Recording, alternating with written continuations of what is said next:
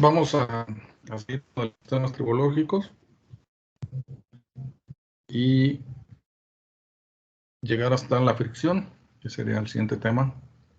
La fricción en los elementos de las máquinas. Eso sería lo que ya abordaríamos de aquí a lo que resta de la unidad, que ya es un tema más largo. Y pues tiene el mismo enfoque, ¿no? La aplicación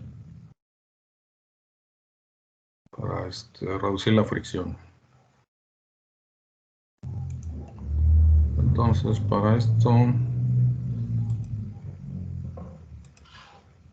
vamos a hablar de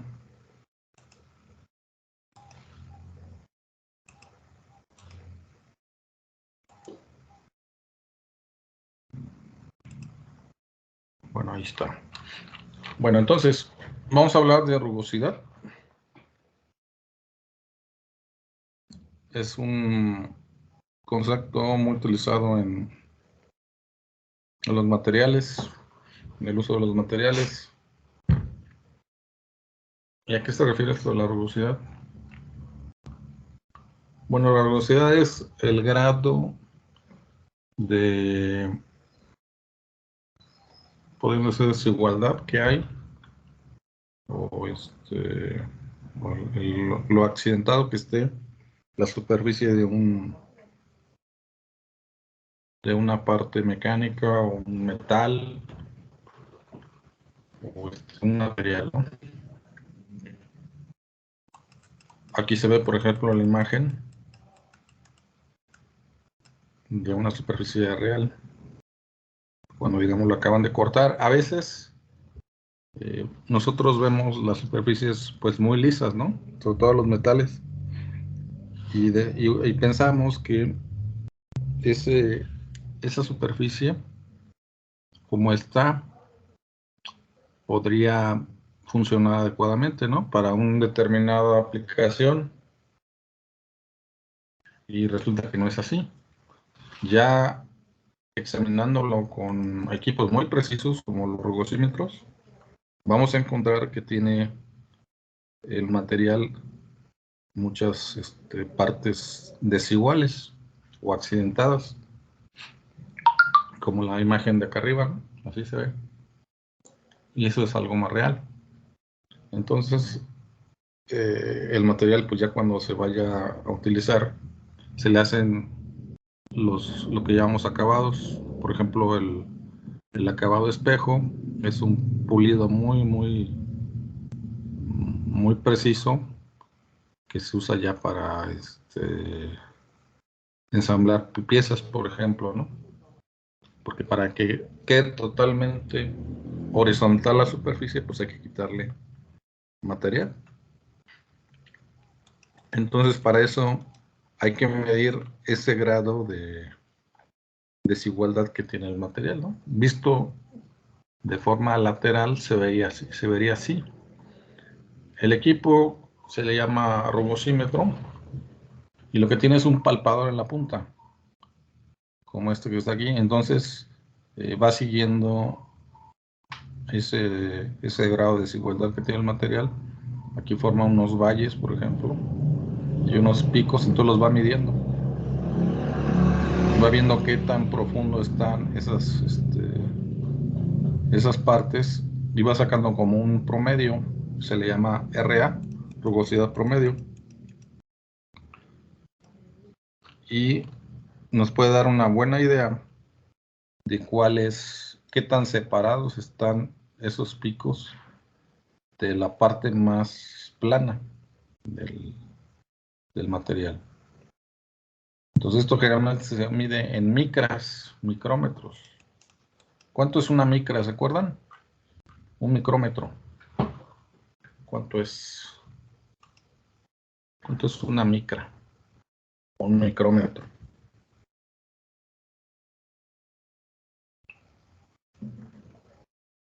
¿Cuánto mide una micra?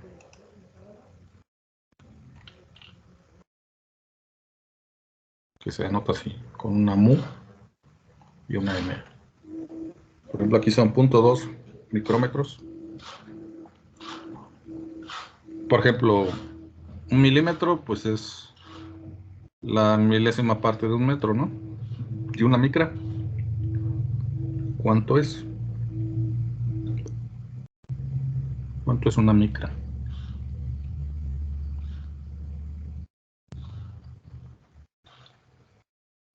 ¿Alguien que se acuerde qué es una micra? Nadie. Nadie se acuerda qué es una micra. Pues sí han escuchado las micras, mencionar la palabra micra.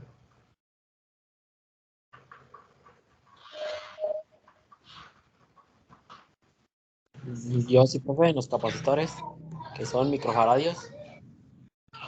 Pero aquí son micrómetros.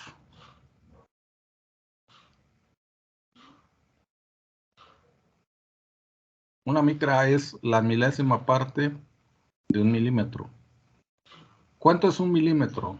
Pues es algo que lo podemos agarrar con la yema de los dedos, ¿no? Un milímetro. Es algo muy pequeño. Ahora imagínense, un milímetro es como un cabello, ¿no? Más o menos. Se quitan un cabello y lo agarran entre las yemas de sus dedos. Eso mide un milímetro. Ahora, ese cabello lo dividen en 1000 partes, van a obtener una micra. Eso es una micra, es algo pues difícil de visualizar, ¿no? Una micra es algo muy, muy pequeño. Porque de ese tamaño son las superficies que se miden con el rugosímetro. Entonces, el rugosímetro es como el que se muestra aquí. Tiene una computadora, se conecta al equipo. Este es el palpador. Esta parte de punta es un palpador, tiene un traductor.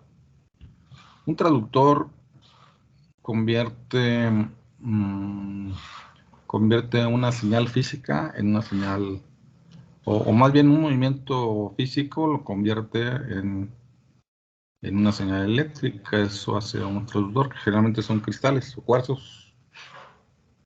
Por ejemplo, un traductor de presión. Si ustedes ponen un cuarzo, que es una piedra, si lo presionan contra una superficie, va a generar una corriente eléctrica. Esa es una propiedad que tienen los cuarzos. Y eléctricamente se le llama transductor, porque de alguna manera podemos medir la presión que hay ejercida sobre una superficie a través de esa eléctrica que genera al presionar el cuarzo. Entonces, eso es algo similar a lo que hace aquí el palpador del rugosímetro con el transductor. Y entonces esa señal eléctrica va hacia este procesador y genera una gráfica y nos va diciendo cómo está la superficie de ese material a través de los picos y valles que genera la curva y saca un valor promedio que se le llama RA. Entonces, esto que está aquí es una tabla de esos valores promedios que saca un rugosímetro y son valores típicos. Por ejemplo, aquí están en micras, ¿no? Por ejemplo, aquí una válvula giratoria de alta presión que tiene que tiene dos caras que se acoplan. Por ejemplo, tiene 6 centésimas de micra de espesor o de rugosímetro, de rugosidad más bien. Esa es la distancia que hay entre los picos. Por ejemplo, aquí hay otro. Bueno, estos son más de... Estos son de los acabados. Esto a lo mejor se entiende mejor con los acabados, porque es algo que pues quizás tenemos más contacto. Por ejemplo, un pulido liso está entre 0.10 y 0.40 micras. En micrómetros y micropulgadas son 432, de 4 a 32, aquí más bien falta el guión.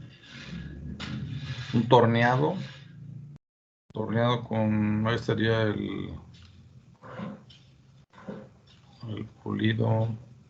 Bueno, este es el pulido. Bueno, aquí no viene el espejo, pero pues debe andar aquí en el torneado. Uno de estos debe ser el torneado de .40 a 6.30 micras.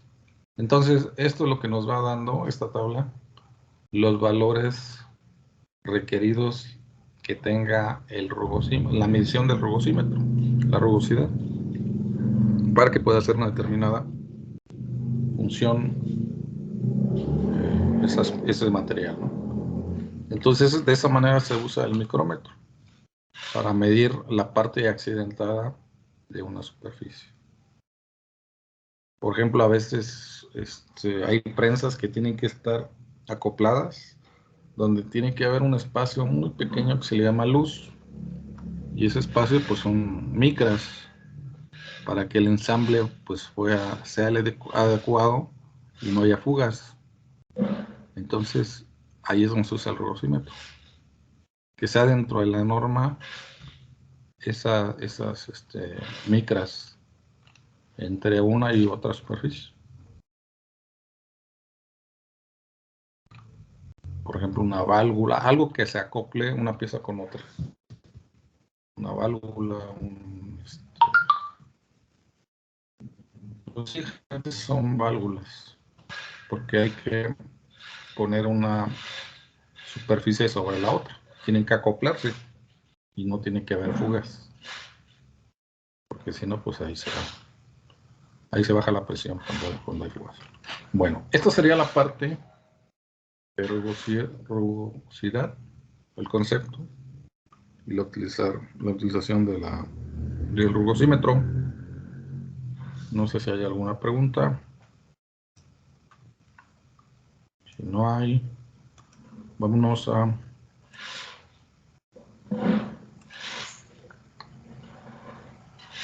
la fricción, al concepto de fricción.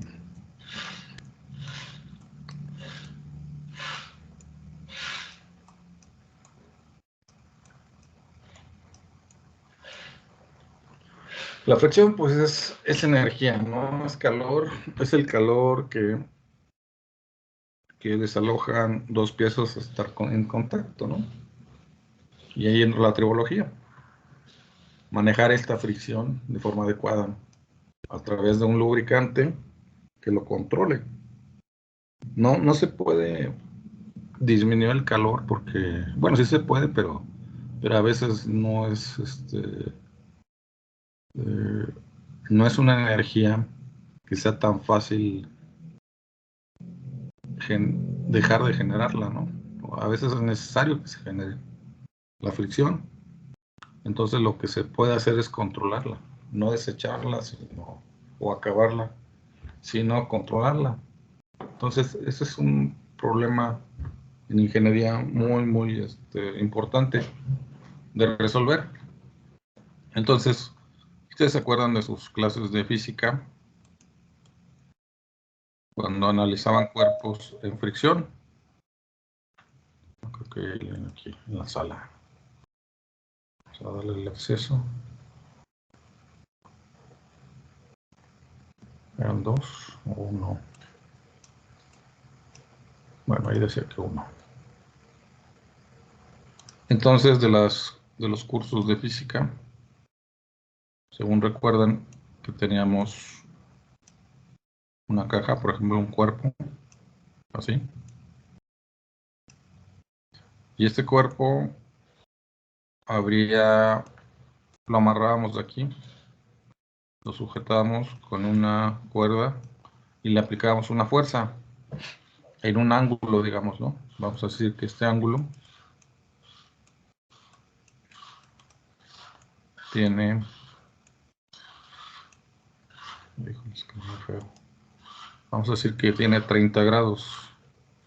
La fuerza aplicada, que puede ser una cuerda, una persona que está jalando la cuerda o un cable, Y digamos que esa fuerza, en este sentido,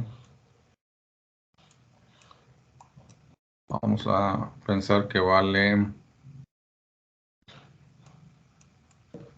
60 kilogramos.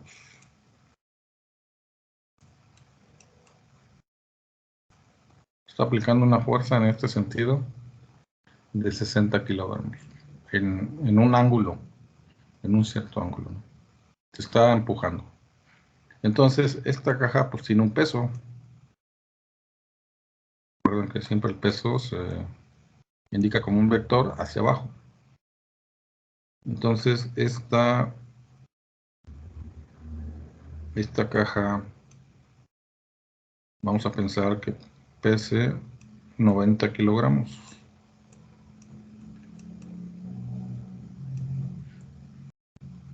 Entonces, ¿qué más hay aquí? Como esta caja está siendo soportada por esta superficie, aquí entran las leyes de Newton, ¿no? La acción y la reacción, ¿no? La tercera ley de Newton. Entonces dice que cuando hay una acción, corresponde a esta una reacción de igual tamaño, que es la magnitud, pero de sentido contrario. Entonces, eso significa que si dejamos caer un peso aquí, sobre esta superficie, va a haber algo que reaccione, que la superficie reaccione sobre la caja, ¿no? Entonces tiene que estar, pero en sentido contrario, así. Es otro vector y tiene que tener un cierto valor. Esta fuerza se le llama fuerza normal. Y generalmente se usa la letra N mayúscula para identificarla, ¿no? Entonces siempre es perpendicular a la superficie. Por ejemplo, si la superficie está sobre un plano inclinado así, si tenemos una caja así, el peso siempre va vertical, buscando la tierra, ¿no? ¿Cómo iría aquí la fuerza normal? Si este es el peso. ¿Cómo iría aquí la fuerza normal? Aquí hay un ángulo. ¿Cómo estaría aquí la fuerza normal?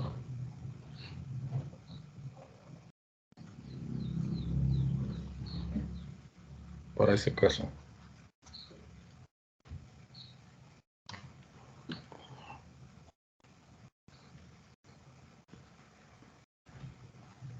¿Quién nos puede decir? ¿O cómo piensan que es?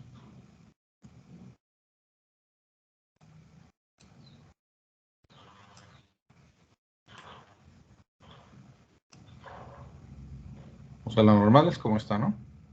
Pero para este caso, ¿cómo sería? Si fuera un plano inclinado.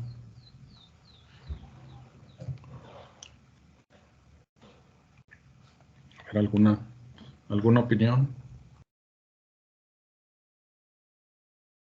¿Cómo iría? Sería en la dirección opuesta al peso. Hacia acá. ¿Así? ¿Y si es correcto esto? ¿Qué dijimos que tenía que ser la fuerza normal? Opuesto a la superficie, ¿no? Porque es la reacción.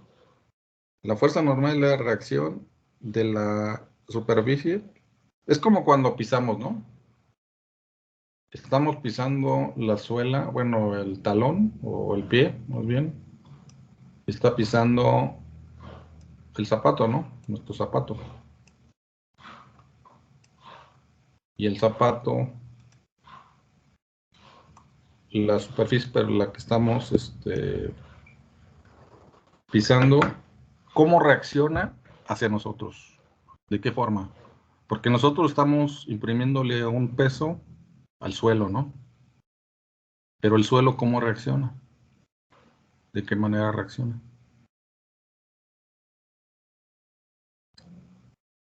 o no reacciona el suelo. Se queda así, como si nada. Vamos.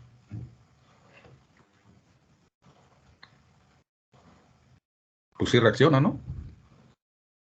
Porque nosotros sentimos cuando pisamos. Cuando sentimos cuando pisamos es la reacción. Entonces, la superficie siempre está reaccionando sobre lo que se le está aplicando. Entonces, decíamos que debe ser siempre perpendicular a la superficie. Entonces tiene que ser así. Perpendicular a la superficie es esto. Porque aquí está sentada la caja. Entonces tiene que ser perpendicular a la superficie. Y el peso siempre va a ir vertical. ¿Sí? Entonces este es un caso cuando hay un plano inclinado, cuando tiene un ángulo. ¿Sí? Pero aquí no, aquí el ángulo pues es cero, porque está horizontal la caja. Entonces la fuerza normal pues es perpendicular a la superficie, pero como la superficie está horizontal, la normal pues queda hacia arriba, ¿no? Queda perpendicular. Bueno, pues aquí todo está muy bien, ¿no? Entonces esto empuja la caja con este ángulo, esta persona la está empujando con un cable o una cuerda. Pero aquí hay una resistencia, ¿no? Porque esta caja está sobre la superficie. Entonces hay una resistencia al movimiento. O hay pues sí, una resistencia, se le puede llamar. Esa resistencia sería la fricción. Y siempre va a ir en contra del movimiento. Aquí el movimiento pues va hacia la derecha, ¿no? Entonces la fricción va a ir al sentido contrario, va a ir hacia la izquierda. Y realmente se pone así, FF. Aquí lo vamos a poner, FF es fuerza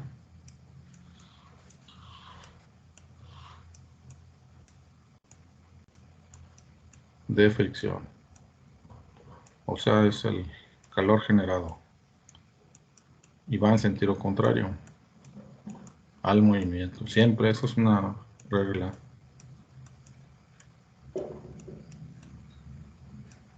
Esto es lo que pues, se ve en alguna clase de física, ¿no? Bueno, esta aquí, pues yo la puse muy arriba, pero realmente está sobre la superficie, ¿no? Está en la parte de abajo. Lo voy a poner aquí. Mejor lo pongo así. Esa sería la forma más correcta de ponerla, ¿no? Está sobre la superficie. Entonces, pero esta fuerza de fricción aquí es igual. Bueno, pues aquí entra otro concepto que es el coeficiente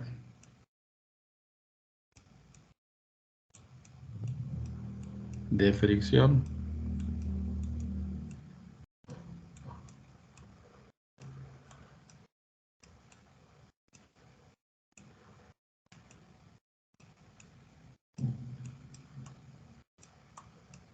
Y se usa una letra griega que se llama mu, así, para representarlo, ¿no? Este se llama mu.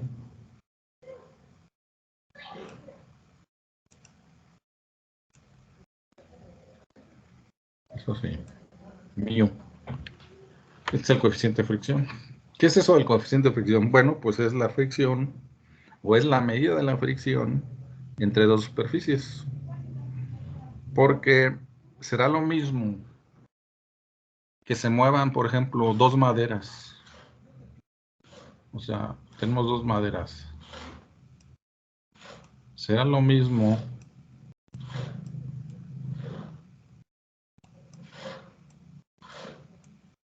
o sea, dos tablones, dos ¿cómo se llaman? Polines. Están moviéndose uno de un lado y otro de otro lado, y aquí hay fricción entre los dos, pero esta es madera. ¿Será lo mismo? ¿Habrá la misma fricción entre la madera que entre el acero? ¿Será lo mismo?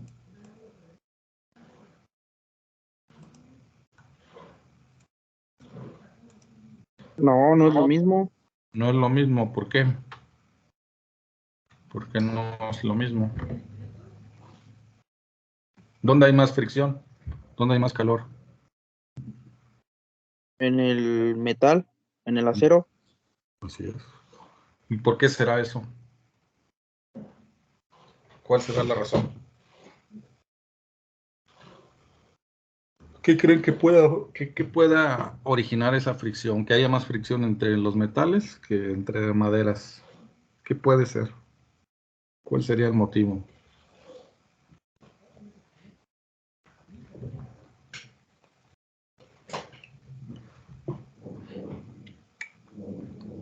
De hecho, cuando movemos dos pedazos de acero, salen hasta chispas, o de hierro, inclusive de aluminio, salen hasta chispas. Y las maderas pues también se pueden llegar a quemar, pero tarda mucho. Eso es cuando es por rozamiento. Y el acero no, el acero cuando empieza a entrar en contacto metal con metal, genera chispas. Pues puede ser, bueno, hay muchas razones, ¿no? Ahí entra la física. Pero principalmente es por la distancia que hay entre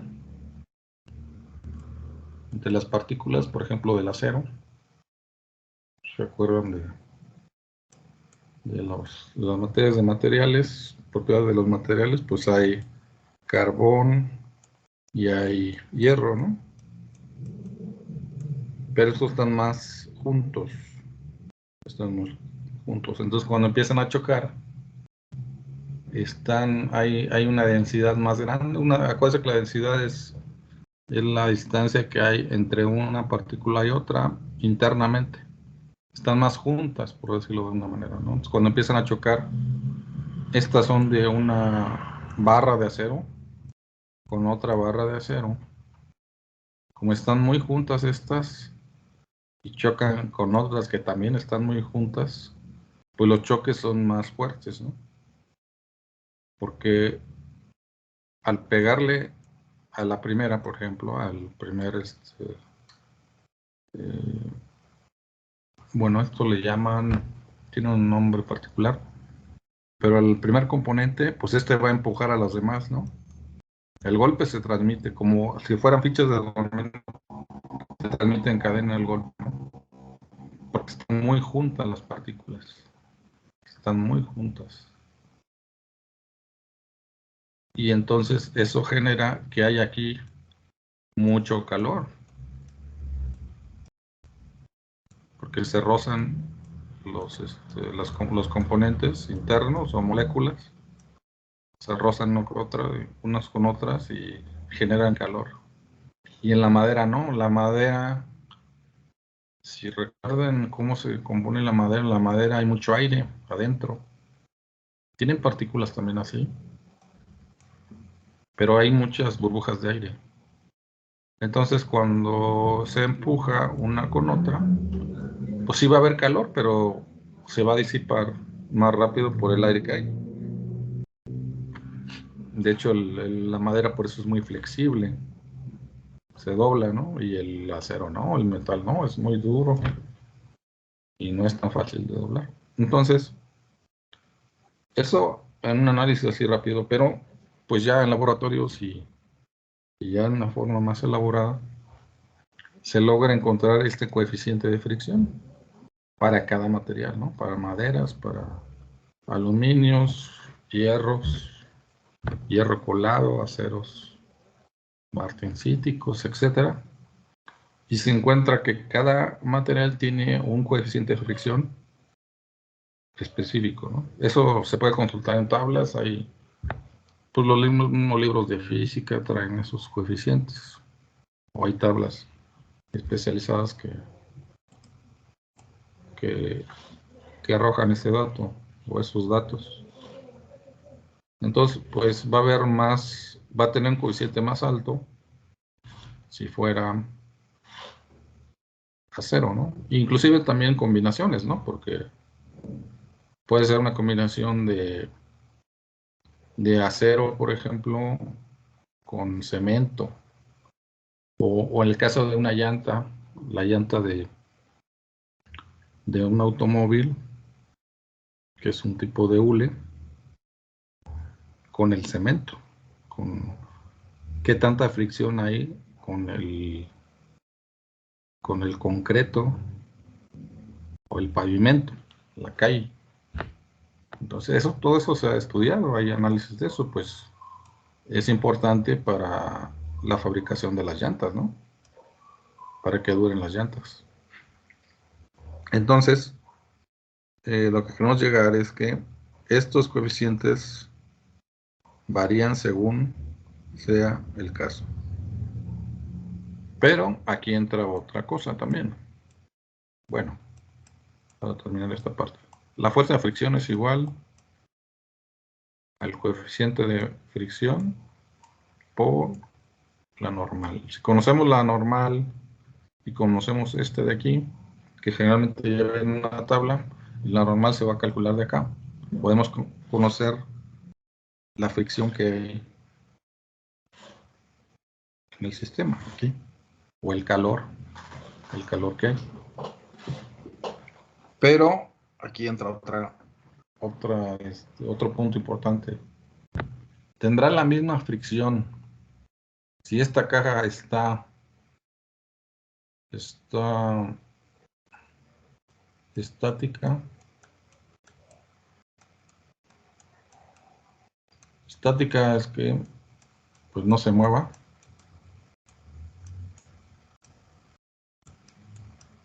Es un caso. Y el movimiento,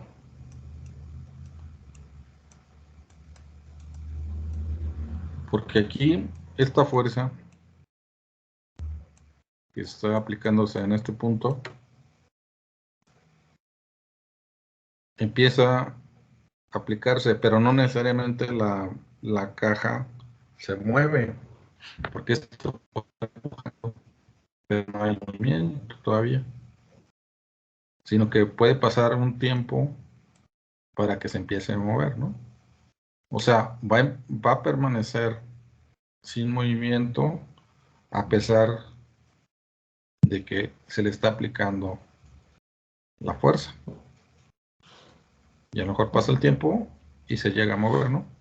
Pero entonces, es lo mismo, tendrá la misma fricción si está esto parado o si está en movimiento. ¿Dónde habrá más fricción? ¿En forma estática o cuando hay movimiento?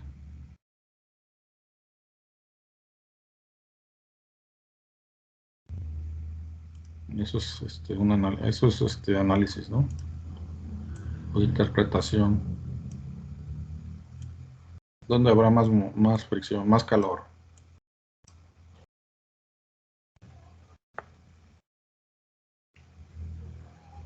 ¿O Cuando dónde existe el el movimiento. habrá más fricción? Pues yo digo que sí. A ver, vamos a analizarlo. Aquí, todos estos, vamos a decir que cada punto de estos, pues es parte de la caja, ¿no? Y están tocando, bueno, aquí no los puedo poner todos, pero cada uno de estos puntos toca un punto de la superficie, ¿no? Y es cuando está estático. Pero cuando se mueve y se empieza a mover a una gran velocidad, estos puntos tocarán siempre toda la superficie. ¿Qué pasará ahí?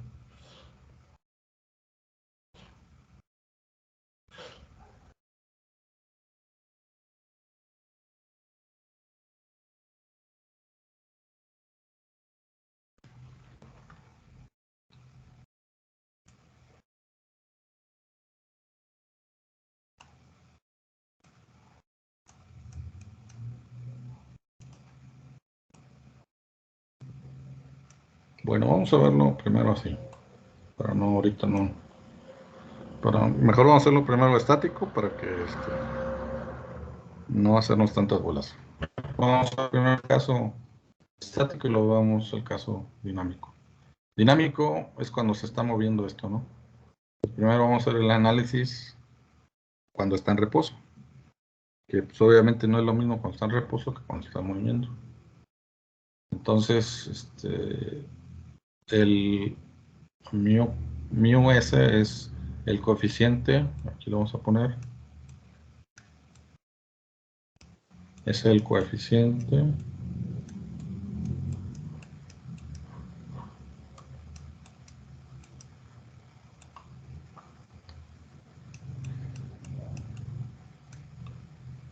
de fricción estático, o sea, sin movimiento. La S es de static, como las máquinas de antes, fricción estático.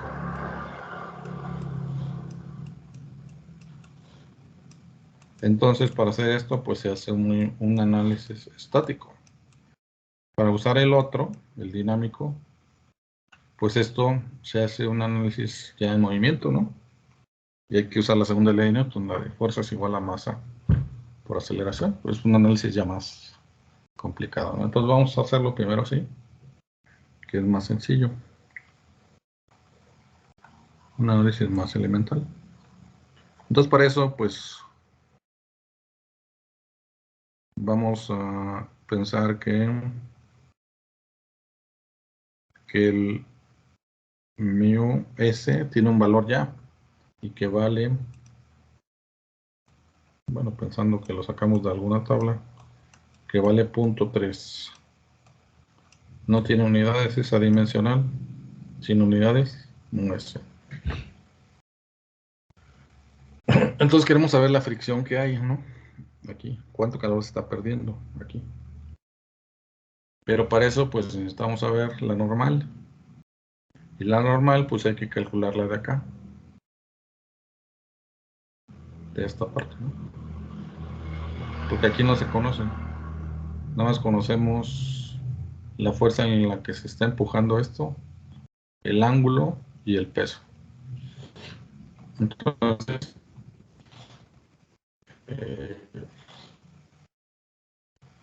pues aplicamos las leyes de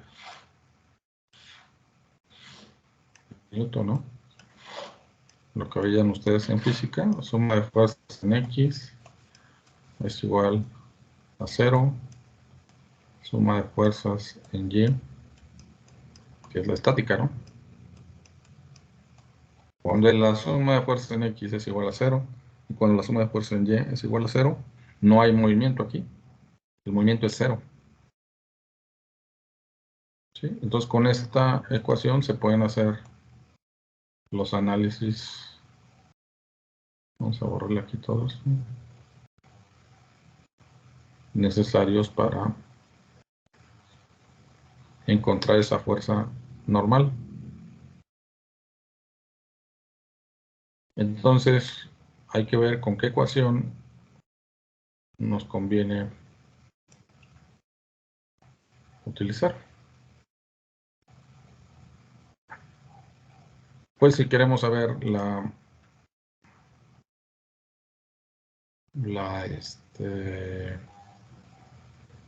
¿cómo se llama? La normal, pues la normal está en Y, ¿no? Entonces planteamos la ecuación en Y. Sumatoria de fuerza en Y es igual, primero las que van hacia arriba, las positivas, que sería N es normal. Ahora las que van arriba, aquí hay una componente, ¿no? ¿Cuál sería la componente vertical de esta fuerza? Y sería positiva. ¿Qué valor tendría la componente de la fuerza de 60 kilogramos? ¿Cuál sería? ¿Cómo sacar esa componente? ¿Se acuerdan?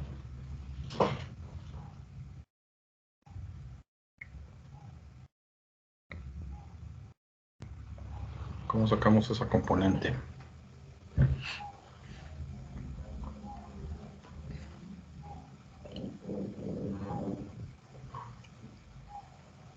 O sea, lo que tenemos aquí es un triángulo, ¿no? Este triángulo vale 60, la hipotenusa, y vale 30 grados el ángulo, ¿no? Entonces lo que necesito saber es aquí, esto, H. ¿Cuánto vale este lado? ¿Cómo encuentran este lado del triángulo? ¿Con qué función trigonométrica? ¿Qué función trigonométrica te relaciona el lado opuesto, la hipotenusa y el ángulo? Sería el seno. Ajá, entonces sería seno de 30 grados es igual, ¿a qué es igual? Cateto opuesto sobre hipotenusa. H sobre 60, ¿no? Entonces de aquí despejamos H. H es el que estamos buscando. Porque H sería la componente vertical. Pues H va a ser 60 seno de 30 grados. Esa es la componente de acá, ¿no? Vertical y va hacia arriba, porque la proyección queda hacia arriba, ¿no? Y luego las que van hacia abajo en forma vertical, pues sería 90 y es negativa, ¿no? Aquí ya no le ponemos las unidades porque son kilogramos. Entonces, esas son todas las fuerzas que hay en forma vertical, en Y. Y entonces para que se conserve el no movimiento debe ser igual a 0. Que es esta ecuación de aquí, ¿no? Entonces de aquí pues nomás se despeja n. ¿A qué es igual n? A ver ahí en su calculadora.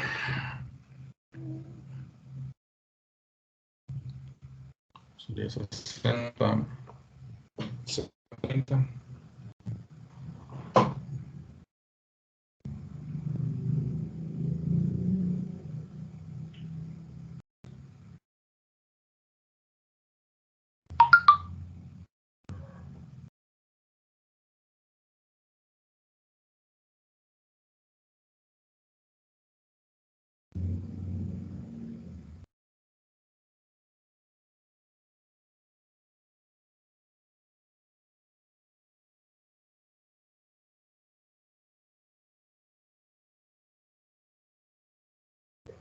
¿Cuánto daría n?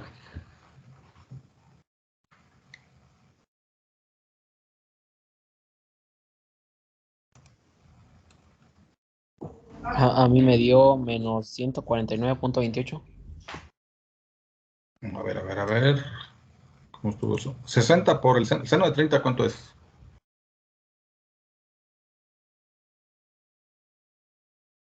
30, es 0.5, ¿no? El seno de 30.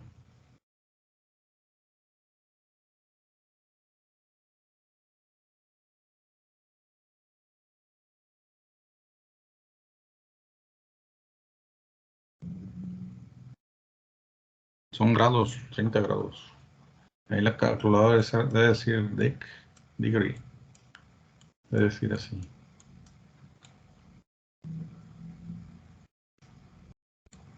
A mí me dio menos 60.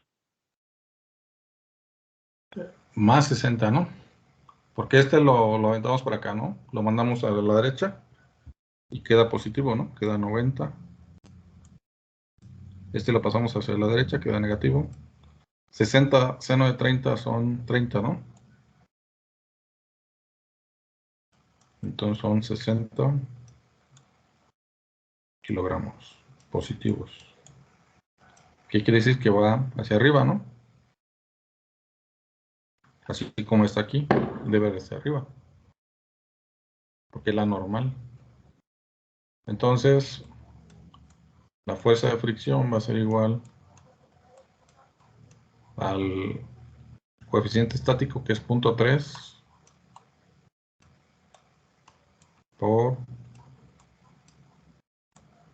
60 kilogramos. ¿Cuánto es esto?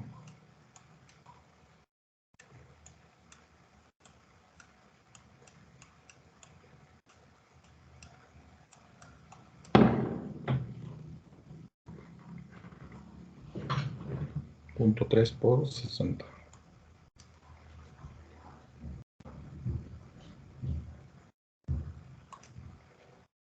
Me dio 18. 18 kilogramos, ¿no? Eso es el resultado. Eso es lo que vale la fricción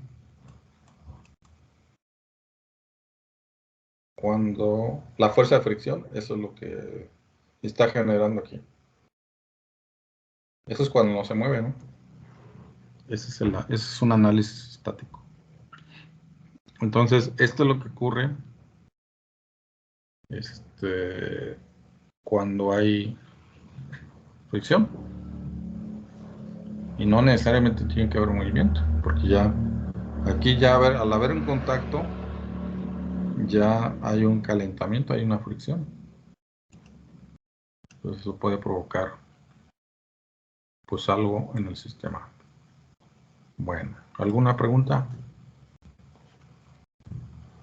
¿Dudas? Ya ahorita lo vamos a meter más con ecuaciones y todo eso. En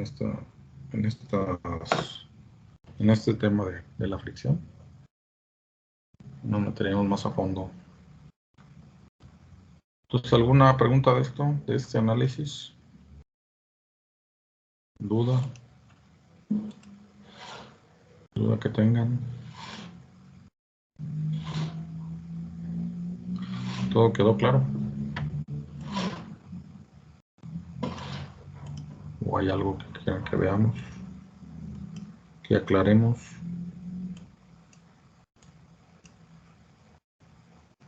¿No? Bueno, pues entonces ya se nos acabó el tiempo. Entonces nos vemos mañana. Mañana tenemos otra clase a la 1:20. Y le seguimos mañana, ¿no? Sale, profe. Sale, gracias. Nos vemos. Gracias.